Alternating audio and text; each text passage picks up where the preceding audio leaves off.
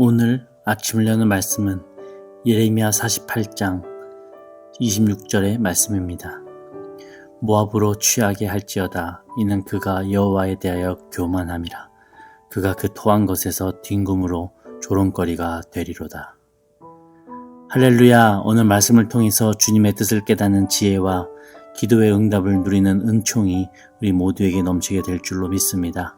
오늘 말씀은 모압이라고 하는 나라가 받을 벌에 관해서 기록을 하고 있습니다. 바벨론이 세웠었던 총독 그다랴 장군이 암살당하고 이스라엘은 혼란에 빠졌습니다. 왜냐하면 곧 있으면 바벨론 군대가 들이닥칠 것이기 분명하기 때문입니다. 그런데 이 바벨론 군대의 분노에서 모압이라는 나라 역시도 자유할 수는 없었습니다. 바벨론 군대 입장에서는 모압도 정벌하고 패망시키고 다스릴 대상이었기 때문입니다. 모압 족속의 조상은 당연히 모압이라고 하는 사람이었는데요. 이 모압은 아브라함의 친척인 롯이 근친상간을 통해서 딸로부터 얻은 맏아들의 이름이었습니다. 그 이름의 뜻은 아버지의 소생이라고 하는 의미로 아버지 롯이 다시 건강하기를 바라는 딸의 의지가 담겨있는 이름이죠. 그러나 태생부터 하나님께서 기뻐하시지 않는 방법으로 태어난 이 모압은 교만했으며 간사했고 힘을 의지하는 사람이었습니다. 결국 그의 자손들도 마찬가지였었고요. 그래서 이 모압 족속은 사해 오른쪽 아래에 자리를 잡고 살아가면서 그러한 방식으로 삶을 살아가게 됩니다. 모압이 멸망하게 된 이유는 교만과 탐욕 때문이었는데요. 모압은 자신의 업적과 자신의 보물을 의지했었습니다. 자신이 이뤄놓은 그 일과 소유한 재물로 인해서 그들이 누리는 번영과 평화가 영원할 것이라고 착각했었죠. 여러분, 교만은 다른 게 아닙니다. 내가 일군 업적과 내가 일군 재물과 내 인맥과 내 인프라로 거뜬히 할 수 있다고 믿는 것, 그렇게 애쓰는 게 교만입니다. 세상 사람들의 눈으로 보자면 정말 열심히 살아가는 사람이지만 자신의 인맥, 인프라, 재물, 업적을 사용해서 열심히 일하고 있는 사람이지만 신앙적인 눈으로 보자면 그게 바로 교만인 거예요. 업적, 재물, 인맥, 인프라 참 귀한 성과물들입니다. 중요하죠. 절대 없어서는 안 될 것들입니다. 그런데 이런 것들이 전부이고 하나님이 빠져있다면 그게 바로 교만이라는 거예요. 이런 것들 위에 하나님의 손길이 없다면 절대로 이루어지지 못합니다. 주님 도와주셔야 됩니다. 주님이 우선입니다. 라고 하는 간절함이 있어야 됩니다. 이게 바로 겸손입니다. 모압은 하나님이 빠진 자신들의 업적과 재물을 의지했고 그렇게 외교도 하고 전쟁도 하고 휴전도 맺기를 원했었어요. 지극히 인간적인 기준과 판단으로 살아갔었던 족속이었다고 하는 겁니다.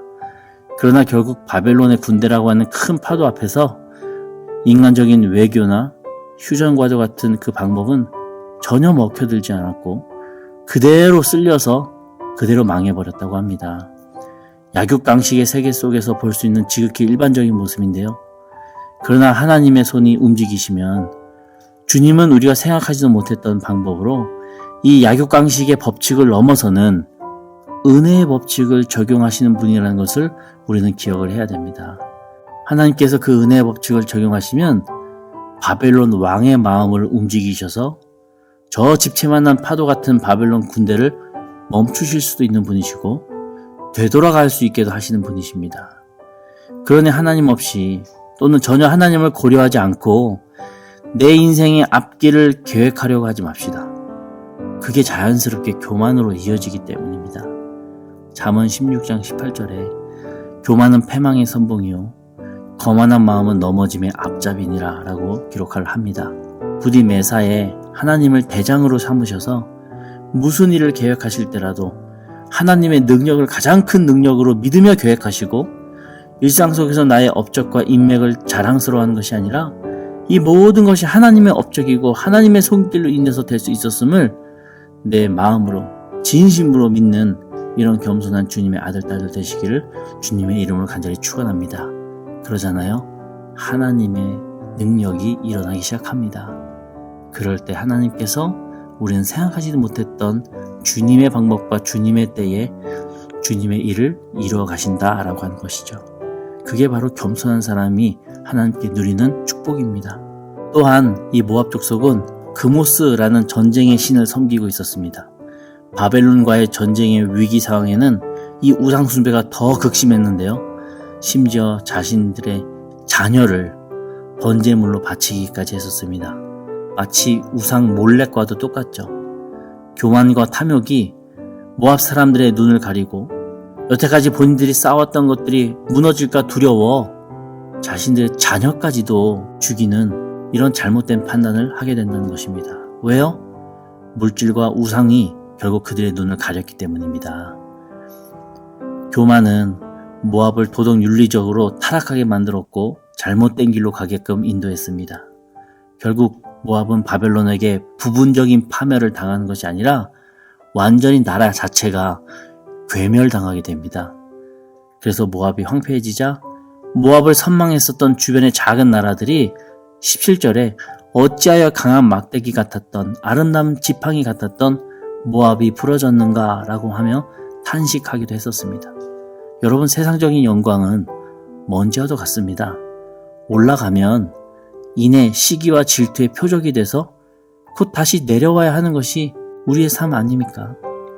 모압의 영광을 한 줌의 재로 바꿔버리신 그 하나님께서 오늘 우리에게 원하시는 것은 겸손과 하나님께 영광 돌리는 삶입니다.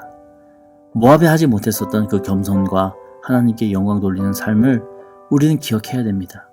겸손이 다른 게 아니라고 했죠. 하나님의 능력이 가장 크시고 가장 넓으심을 고백하는 것, 이게 겸손입니다. 이 모든 것이 하나님의 업적이고 하나님의 손길로 인하여 될 수 있었다고 믿는 것이 하나님께 영광 돌리는 삶입니다. 무슨 축제를 열고 큰 대회를 해야 그것이 하나님께 영광 돌리는 게 아니에요. 내 마음속으로 하나님께서 하셨습니다. 하나님이 아니셨으면 될 수 없었습니다. 주님이 최고봉입니다. 라고 고백하는 게 겸손이고 하나님께 영광 돌리는 삶이라고 하는 것입니다. 오늘 하루도 모압이 실수했었던 이 교만과 우상 숭배를 생각하면서 겸손과 하나님께 영광 돌리는 주의 자녀들 되실 때에 주님께서 우리의 삶의 문제를 해결하시고 몸과 마음의 아픔을 치유하시는 귀한 역사가 있게 될 줄로 믿습니다. 이런 기도로 주님의 손 붙잡는 우리 영도와 중앙교회 성도님들 다 되시기를 주님의 이름으로 간절히 축원합니다. 아멘. 우리 함께 기도하시겠습니다.